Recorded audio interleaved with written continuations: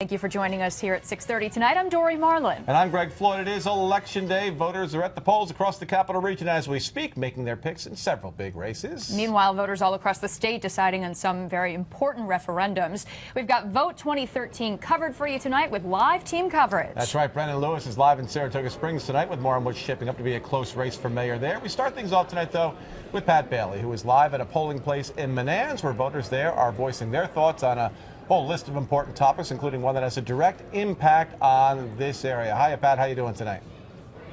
Hey, good, Greg. How are you? Hey, it's election night. How can you not be doing good tonight? Yeah, we're talking about Proposition 1, that is casinos in New York State, and we've been talking about them for months since the state legislature passed them and now sent it to the voters.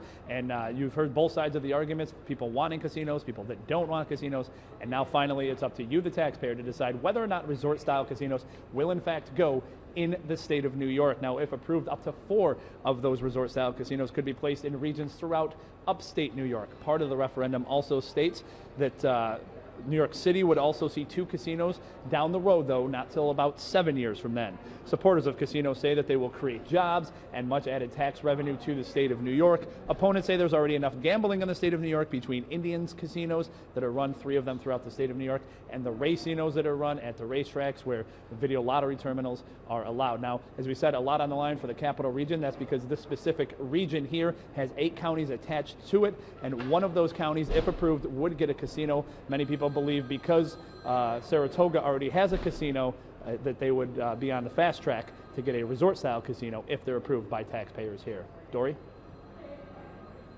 Pat, I know that you've been getting the pulse of the voters all day long, talking to them and hearing their thoughts. So what do you say? Do they want to approve this? Do they not?